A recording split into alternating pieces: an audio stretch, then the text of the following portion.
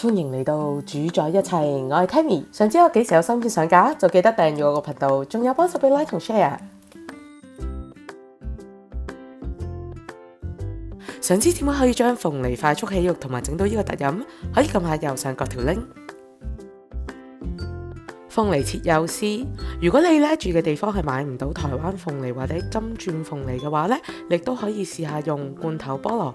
因為我住嘅地方唔係成日買到鳳梨，所以我都經常用罐頭菠蘿代替。又或者如果你想切得更加幼細嘅時候，我哋可以用 food processor 幫我哋開最細去切，但係千祈唔好搞得太碎，如果唔係就變咗果汁。咁菠蘿呢，首先我哋就要隔咗啲汁出嚟先啦，因為如果汁越多嘅話呢，我哋炒嘅時間就會越耐。之後就可以將佢擠喺個鑊入邊啦，中火去炒。咁當一去開始加熱嘅時候呢，你就會見到啦，佢會開始出水。咁我哋呢要慢慢炒到佢啲水乾咗為止。呢個過程呢要好俾耐性。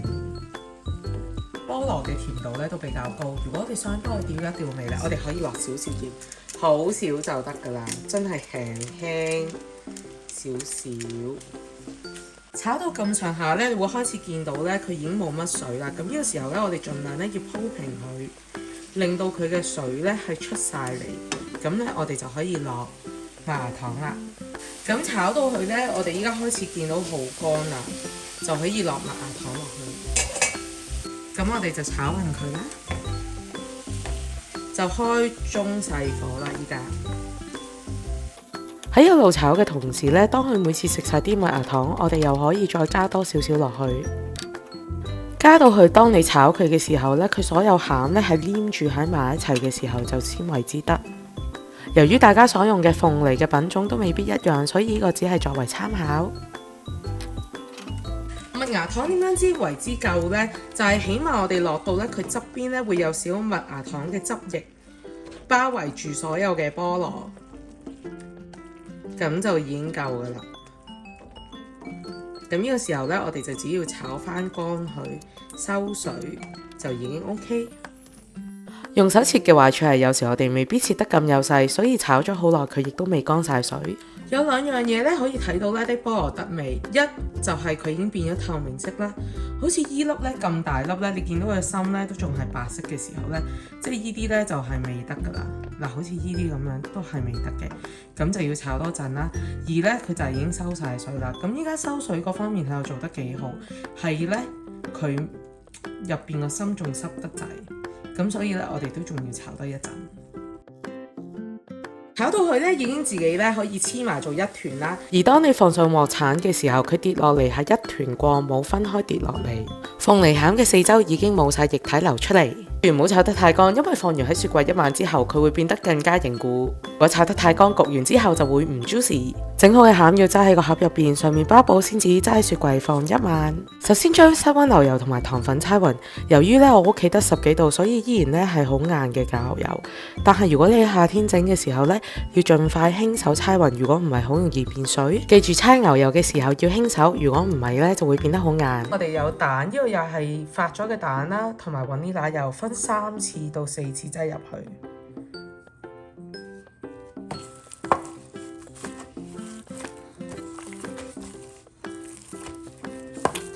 每次呢要等佢完全混合咗之後呢，我哋先可以擠下一次嘅蛋液。如果唔係，佢就會變咗油水分離，蛋還蛋，牛油還牛油。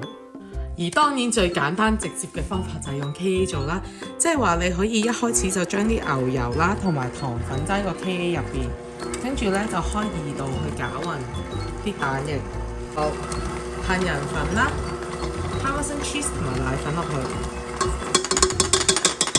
同樣嘅問題又出現，因為我個 KA 實在太大啦，所以呢得咁少材料係好難攪得勻嘅。之後就可以慢慢落低筋麵粉，見到佢將所有材料可以攪勻成為一個團嘅時候，我哋就要停機。當然呢個步驟你可以真係唔用 KitchenAid，全部用手攪啦，但係用呢個方法呢就會快好多，同埋感覺上呢係應該會均勻過我哋用手嘅。拎咗出嚟之後，我哋就可以將佢造型整成長條狀，擠喺雪櫃雪25到30分鐘。如果係夏天嘅呢，可能要雪30到1個鐘。喺到分餡嘅時候啦。你可以睇到我做出嚟嘅鳳梨餡呢係比較偏濕潤嘅，咁焗完之後呢都冇咁乾。而餡同皮嘅比例就係1:2。如果你用一個50克嘅模，餡就係會係17克，而皮呢就係32克。你都可以包多啲餡，但係包起上嚟就冇咁容易。而比例最好唔好超過1:1。整好晒啲餡一粒粒呢，我哋就可以揸喺雪櫃雪㗎啦。首先我哋壓平咗塊皮先啦，跟住就攞一粒餡咁樣窩喺中間，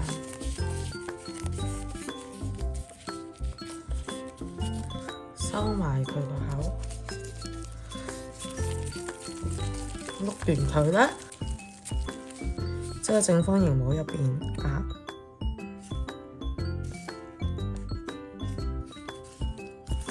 你咧可以見到咧，佢係未壓好嘅，咁你可以再壓大力少少，壓靚佢。咁咧就成個可以攞去焗啦。撳平佢啦。而包嘅時候，餅皮盡量要緊貼粒餡，令佢入邊唔好有過多嘅空氣，焗起上嚟就冇咁容易裂開。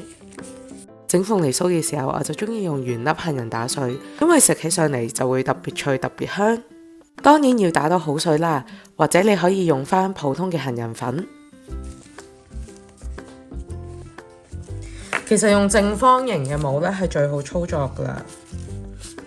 而印嘅時候，我哋千祈唔好就咁一下好大力咁樣撳落去，要前後好似搖移咁樣推，等佢冇咁容易壓爛。播個慢動作俾大家睇，當我哋將個餡擠喺個餅皮之後，我哋要用左手嘅手指公撳住佢，跟住用右手嘅虎口一路咁樣推，盡量咁樣就可以推晒啲空氣出嚟。一路推一路撳嘅時候呢，用虎口推餅皮去埋口係會埋得會比較好。而包嘅時候，比起用直膠墊或者用保鮮紙，烘焙紙會更加不黏，更加適合。鳳梨酥係一門多工藝熟嘅甜品，所以大家要整多啲，個造型先會靚。如果你冇整鳳梨酥嘅模，亦都可以用普通嘅月餅模或者曲奇模去印，只不過整出嚟嘅造型可能冇咁靚。焗10分鐘至金黃色就可以反，出爐後就可以即刻脫模。